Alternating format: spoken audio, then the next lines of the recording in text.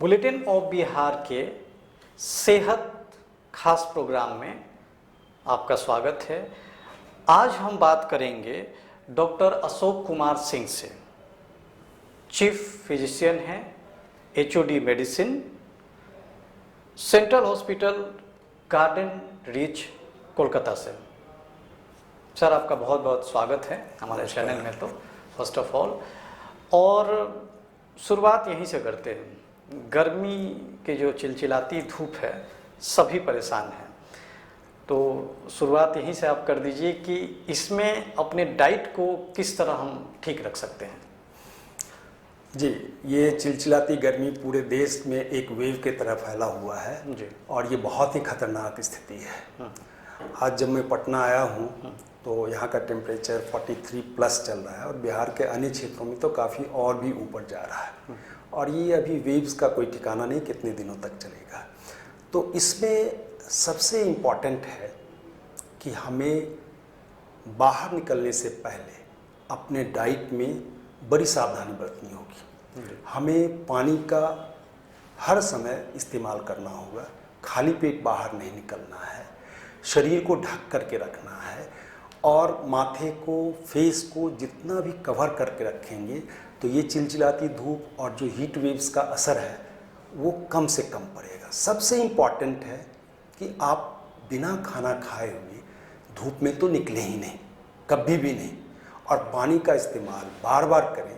और इसमें सबसे बड़ी परेशानी ये होती है कि हम जब बाहर निकलते हैं तो कभी हम ऐसे पेय पदार्थ लेते हैं जिसमें कि इन्फेक्शन का चांस बहुत ज़्यादा होता है। जैसे कि हम रोड के किनारे यदि कोई फ्रूट जूस ले लें या हम कहीं ऐसे फल का सेवन कर लें या पानी का सेवन कर लें तो उससे हमारी परेशानी और बढ़ जाती है। इसीलिए हम कोशिश करें कि अपने घर से जो हम पानी पीते हैं या चापाकल का पानी वो लेकर के चलें, और कहीं यदि चापाकल मिलता है तो उससे पानी निकाल करके पिएं। और अच्छा हो कि हम 1-2 बोतल अपना कैरी करते हुए चलें। तो ये यदि सावधानी हम बरतेंगे और ऐसे यदि हमारी ज़रूरत ना हो बाहर निकलने की तो बाहर कम से कम निकलें। और घर के अंदर भी यदि जब रहें हम तो घर की खिड़कियाँ, दरवाजे प्राय बंद करके रखें। इससे हमारा जो हीट स्ट्रोक का इफेक्ट शरीर पर है, खास करके जो बूढ़े हैं, बुजुर्ग हैं, जिनको कि डायबिटीज़, हाइपरटेंशन, हार्ट डिजीज़ या किडनी डिजीज़ हैं, उनके लिए बहुत घातक हो सकता है। और इस चीज़ का यदि हम ध्यान रखेंगे, हम बिना बेवजह यदि हम बाहर ना निकलेंगे और बाहर निकलेंगे तो छाता और पूरे शरीर को कवर करते हुए और पानी की पूरी व्यवस्था करके और खाली पेट ना निकले तो शायद हम इस लू से बच सकते हैं। जी जी। एक जनरल अवधारणा बनती जा रही है हमारे समाज में, या बोल सकते हैं वो देश की बात हो या हमारे बिहार की बात हो, डायबिटीज़ जो है वो बिल्कुल एक आम डिजीज बनता जा रहा है। जैसे 40 एबव लोग होते हैं तो आमतौर पे शिकायतें आनी शुरू हो जाती है कि चलो अमुक व्यक्ति को डायबिटीज़ हो गया। तो क्या डायबिटीज़, ये क्या इसकी पॉसिबिलिटी कितनी है कि यह सभी को हो जाएगी या इसको कुछ तरीक़ों से क्योर किया जा सकता है? जी, डायबिटीज़ अभी आने वाले कुछ ही वर्षों में हमारा जो भारतवर्ष है वो पूरे विश्व की राजधानी होने जा रही है। इसमें डायबिटीज़ की, चूँकि हमारा पॉपुलेशन भी ज़्यादा है और ये जो नया हमारा डेवलपमेंट हो रहा है और जो हमारा शरीर का तंत्र है उसके साथ कोप नहीं कर रहा है। हम पहले, आज से 70 साल 75 साल पहले एक गरीब राष्ट्र थे, लेकिन ये बहुत तेज़ी से आगे बढ़ रहा है। ऐसे समय में यदि हम अपनी सेहत का ध्यान नहीं रखेंगे, हम अपने दिनचर्या का ध्यान नहीं रखेंगे तो 2 या 3 या 5 साल के अंदर पूरे विश्व में जितने डायबिटीज़ मरीज होंगे उससे ज़्यादा हमारे इंडिया में होंगे। तो सबसे ज़रूरी है कि हमारी दिनचर्या, क्योंकि जब हमारे पूर्वज जंगल में रहते थे, घूमते रहते थे, तो वो थोड़ा खाने के लिए एक फल या कुछ जानवर प्राप्त करने के लिए वो कोसों कोस चलते थे। आज हमारे पास सब कुछ है सामने टीवी है मनोरंजन के लिए, पहले मनोरंजन के लिए डांस करना होता था। खाना खोजने के लिए हमको कहीं जाना नहीं है, आज हम मोबाइल पर बोलते हैं और खाना हमारे घर में दी जाता है। पैसे की कमी बहुत कम लोगों को है, जो गरीब वर्ग हैं उन्हीं के लिए है। तो इससे हमारी जीवन शैली में बहुत बदलाव आ रहा है।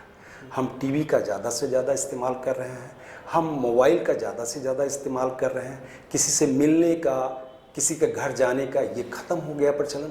तो ऐसी स्थिति में हमारी जो सक्रियता है जीवन की वो प्रायः नष्ट होती जा रही है। तो इसको यदि हम कोशिश करें फिर से अपने दादा परदादा की ज़िंदगी को फिर से यदि हम सामने ले आए, तभी हम इससे बच सकते हैं। इसमें ऐसा नहीं है कि नए नए जो भी आयाम जुड़े हैं डेवलपमेंट के, उससे हम वंचित रहें, लेकिन जीवन शैली में इतना तो ध्यान रखें कि हम समय से खाएं और जो खाद्य पदार्थ है उसका बैलेंस रखें, समय से सोएं और सक्रियता बनाने के लिए समय से हम जो व्यायाम है उसको रेगुलर करते रहें। तो शायद हमारा डायबिटीज़ होने का जो चांस है, जो अभी तो 30 या 20 ईयर्स से ऑनवर्ड होने लगता है और 40 जाते जाते तो जितने भी सिस्टम हो सारे के सारे इफेक्टेड हो जाते हैं। तो उनसे बचने के लिए हमको अभी से कोशिश करना होगा। डाइट क्या होनी चाहिए? जी, डाइट के लिए हमारा सबसे अच्छा ये है कि कॉम्प्लेक्स कार्बोहाइड्रेट बोलते हैं। आप सीधे तौर पर ऐसा समझें कि हम रोटी खाते हैं और चावल खाते हैं, तो इसका एक इंडेक्स होता है ग्लाइसेमिक इंडेक्स। ये जीआई इंडेक्स क्या होता है कि जैसे हम खाते हैं तो जैसे चावल भात हमारे पेट में जाता है तो तुरंत ये शुगर जो है, जो सिंपल ग्लूकोज है, वो रिलीज़ करता है और वो बहुत ज़्यादा मात्रा में रिलीज़ करता है। तो हमारे पास जो इंसुलिन है वो इस तरह के सर्ज को वो कोप नहीं कर पाता है और उसी के बदले में यदि हम रोटी खाते हैं तो रोटी का डाइजेशन धीरे धीरे होता है और काफ़ी लंबे समय तक के लिए होता है। तो वो थोड़ा थोड़ा अमाउंट इंसुलिन का निकलता रहता है और वो भी जो शुगर का अमाउंट है उसको बढ़िया से कंट्रोल करता है। तो इसीलिए हमारे खाने में कॉम्प्लेक्स कार्बोहाइड्रेट, प्रोटीन की मात्रा एडिक्वेट होनी चाहिए। जो वेजिटेरियन है जितना भी फली दाल है उसका यूज़ करें, जितना भी पीस का जैसे मूंगफली हुआ और भी ड्राई फ्रूट्स हुए उसका इस्तेमाल करें। और जो नॉन वेज है वो प्रोटीन का सही अमाउंट लें। जैसे कि अब ऐसा नहीं कि जो यदि मांस खाना है तो सप्ताह में एक दिन खाए और आधा केजी खा गए, ऐसा नहीं करने का। 100 ग्राम, 100 से 150 ग्राम खाएं, एग खाएं, येलो का ज़्यादा से ज़्यादा जो योक होता है उसका व्यवहार ना करें। और फिश तो बहुत ही अच्छा है प्रोटीन के लिए जो नॉन वेजिटेरियन है। और फल का उपयोग वो दिन के समय में जब आप सक्रिय रहते हैं उस समय करने से शायद आपका डायबिटीज़ का लेवल उतना आगे ना बढ़े। और हरी सब्जी का इस्तेमाल खूब करें और फिर अन्य यदि कोई एसोसिएटेड कॉम्प्लिकेशंस हैं तो उस हिसाब से फिर डाइट चेंज करना होता है। जी, इसकी कोई पार्टिकुलर मेडिसिन है? जी, इसके तरह तरह के मेडिसिन हैं, लेकिन पहला मेडिसिन लाइफस्टाइल मॉडिफिकेशन होता है। जो जीवनचर्या है, जीवन शैली है, उसका सही रूप से आप फिर से अपने पुराने समय के हिसाब से, अपने दादा के समय के हिसाब से उसमें चले जाएं। एक सिंपल लाइफ बिताने के लिए हमको उचित नींद, उचित भोजन, उचित आराम, उचित रिक्रिएशन, ये सारा कुछ एक सामंजस्य पैदा करना होगा। यदि ये हम करेंगे तो हमारे लिए आगे भविष्य बहुत ही उज्जवल रहेगा। जी, मतलब डायबिटीज़ को क्योर किया जा सकता है? क्योर करने के लिए बहुत सारा सर्वे, रिसर्च सब कुछ हुआ है। यदि शुरू के स्टेज में आप अपने लाइफस्टाइल को बहुत बढ़िया से मैनेज करते हैं तो शायद ये रिवर्ट बैक भी हो जाता है। मैंने बहुत सारे मरीज़ को देखा है जो जहाँ से मैं जुड़ा हुआ हूँ, रेल में जैसे पायलट होते हैं, जो रेल ट्रेन के ड्राइवर लोको पायलट, जी लोको पायलट होते हैं, तो उनके लिए डायबिटीज़ होना एक खतरनाक स्थिति है। यदि कुछ दवाओं के सेवन करने से और लाइफस्टाइल के ठीक सामंजस्य पैदा करने से यदि वो ठीक नहीं होता है तो उनको लोको पायलट से हटा दिया जाता है। तो मैंने एक इस तरह का रिसर्च कहें वो मैंने अपने इंडोर पेशेंट्स में किया। वो बेचारे बहुत परेशान होते थे क्योंकि उनको तो बहुत सारी सुविधाएं मिलती हैं लोको पायलट के लिए, तो वो चाहते नहीं थे कि इंसुलिन पर जाएं। तो मैंने कहा कि तुम ऐसा करो, तुम खाना खाते हो, खाना में तुम चावल आधा कर दो और सारा कुछ खूब खाओ, कोई दिक्कत नहीं है, लेकिन तुम सोओगे सिर्फ रात में 8 घंटे के लिए, और दिन भर मैं राउंड भी रहता हूँ, कोई डॉक्टर सिस्टर कोई भी देखने आते हैं, तो आप टहलते रहो वार्ड के अंदर।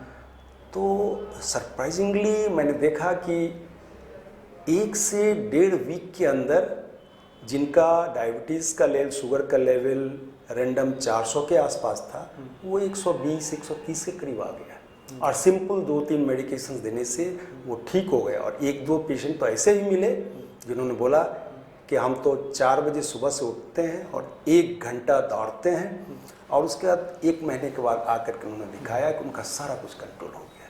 तो यदि शुरू के स्टेज में आप दवाई का सेवन करने से पहले लाइफस्टाइल को सुधारें, फिर कुछ दवा का सेवन करें, तो शायद इंसुलिन की जरूरत ना पड़े। जी, एक वाकया मुझे याद आ गया जी डॉक्टर साहब जी।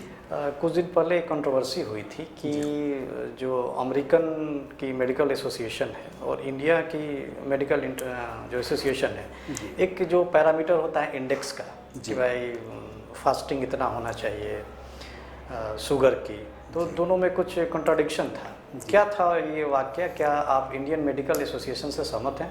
जी, इसमें जो हमारे जीनोटाइप्स हैं, जो हमारे जीन्स हैं, हमारे जीन्स अमेरिकन से बिल्कुल अलग है। उनके लिए BMI यदि 25 से ऊपर जाता है तो वो डेंजर लाइन है, लेकिन हमारे यहाँ वही 23.5 के बाद ही हमने डेंजर लाइन किया है, क्योंकि हमारे जितने भी डायबिटिक होते हैं वो लीन डायबिटिक होते हैं, उनको ओबेसिटी नहीं होती है क्योंकि हमारे पास खाने को नहीं है, लेकिन उनके पास खाना बहुत ज़्यादा है, उसकी कोई कमी नहीं है, इस कारण से ओबेसिटी उनका सबसे बड़ा फैक्टर है। तो दोनों का पैरामीटर्स और उनके जितने भी ब्लड ग्लूकोज के लेवल्स हैं वो अलग होंगे और हमारे बिल्कुल अलग होंगे, क्योंकि हम अलग जीनोटाइप के हैं, इसीलिए हमको उनसे अलग रखना ही होगा, हमारा स्ट्रिक्ट डायबिटीज़ कंट्रोल करना होगा, तभी हम कॉम्प्लिकेशन से बच सकते हैं। जी, चलिए अब चाय पर भी थोड़ी सी चर्चा कर लेते हैं। जी। एक हमारे यहाँ तो आप जानते हैं जहाँ भी जाओ तो गेस्टिंग में चाय सबसे पहले परोसा जाता है। चाय में देखा जा रहा है कि आजकल लोग शुगर फ्री डालकर पीते हैं, तो क्या ये शुगर फ्री डालकर पीना एक डायबिटीज़ पेशेंट के लिए सही है या उसे भी इग्नोर करना चाहिए?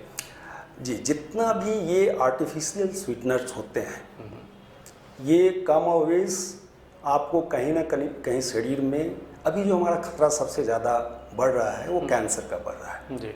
तो हम जितना कम से कम मेडिकेशंस लें, जितना कम से कम ये एडिटिव सब्सटेंस लें, उतना कैंसर से बचाव किया जा सकता है। तो डायबिटिक मरीज़ के लिए मेरी सुझाव होगी कि आप यदि अपने टेस्ट को बदल लें, चाय में आप यदि चीनी ना डालें, स्वीटनर भी ना डालें, तो कुछ दिनों में आपका टेस्ट बिल्कुल अच्छा लगने लगेगा विदाउट शुगर या विदाउट स्वीटनर। तो आप यदि ऐसा कर लेते हैं तो शायद आपके लिए भविष्य में कैंसर से बचने में मदद मिलेगी। इसलिए बेटर है यदि स्वीटनर यूज़ भी करना है, आर्टिफिशियल स्वीटनर, एक से ज़्यादा यूज़ ना करें। तो यही मेरा सुझाव रहेगा कि कम से कम आर्टिफिशियल स्वीटनर यूज़ करें। जी, यह भी देखा जा रहा है, ज़्यादातर मैंने भी देखी है अपनी लाइफ में, कि क्या शुगर ज़्यादा बढ़ जाने के कारण ज़्यादा इम्पैक्ट आँखों को होती है? ये जो कॉम्प्लिकेशंस होते हैं, ऐसे प्रायः ये देखा गया है कि शुगर का लेवल जैसे हाई होता है तो एक ब्लरिंग ऑफ विजन होता है, आँख के सामने आपको थोड़ा धुंधलापन लगने लगता है। तो जो डायबिटिक मरीज होते हैं वो खुद बोलते हैं कि हमारा विजन थोड़ा डिस्टर्ब हो रहा है, ये शुरू के स्टेज में। यदि वो कंट्रोल होने लगता है तो फिर उनका वो धुंधलापन कम होने लगता है। लेकिन डायबिटीज यदि प्रोलॉन्ग्ड होता है तो रेटिनोपैथी होती है, डायबिटिक रेटिनोपैथी, जो बहुत ही खतरनाक स्थिति है, वो पूरा ब्लाइंड हो सकते हैं। तो इसीलिए उसका एक ही कारगर उपाय है कि शुरू से ही आप डायबिटीज़ को फुल्ली कंट्रोल करें, लाइफ स्टाइल को पूरा मैनेज करके रखें। फिर भी यदि आपको आँख में किसी तरह का डायबिटिक कॉम्प्लिकेशन हो रहा है, रेटिनोपैथी हो रहा है, तो उसका जल्दी से जल्दी इलाज करवाएं। जी, ये कौन सा ज़्यादा डेंजरस है, शुगर कम होना या शुगर ज़्यादा होना? हाँ, ये बहुत ही अच्छा सवाल आपने किया है। शुगर अधिक होना तो ये काफ़ी समय बाद हमको कॉम्प्लिकेशन देता है, 1 साल 2 साल या 3 साल के लिए। लेकिन बार बार आपका शुगर फॉल कर जाना, अभी जो जितने भी रिसर्च हो रहे हैं इसमें देखा गया है कि शुगर जैसे फॉल करता है तो ये हार्ट को बहुत बैडली अफेक्ट करता है। इसीलिए हमारे जितने भी ओल्ड एजड पेशेंट होते हैं उनका हम HbA1c जो है वो कोशिश करते हैं, यदि 80s में है तो 7 से ऊपर रखें। यदि यंग पेशेंट्स हैं तो उनको स्ट्रिक्ट डायबिटिक्स कंट्रोल करते हैं, वो हम 6 के आसपास रखते हैं। यदि वो 60s में है तो हम उनको 6.5, क्योंकि हाइपोग्लाइसीमिया यदि एक बार हुआ 2 बार हुआ तो ये हमारे जो वाइटल्स ऑर्गन्स हैं उनको बैडली अफेक्ट करते हैं। जैसे हार्ट सबसे पहले अफेक्टेड होता है, ब्रेन सबसे ज़्यादा अफेक्टेड होता है। इसलिए कोशिश करना है कि हाइपोग्लाइसीमिया ना हो, इसलिए जुडिशियसली जो है ट्रीटमेंट को सिलेक्ट किया जाता है। तो हमारे बुलेटिन ऑफ बिहार के खास प्रोग्राम सेहत में डॉक्टर अशोक कुमार सिंह ने बहुत ही अच्छे सलाह दिए।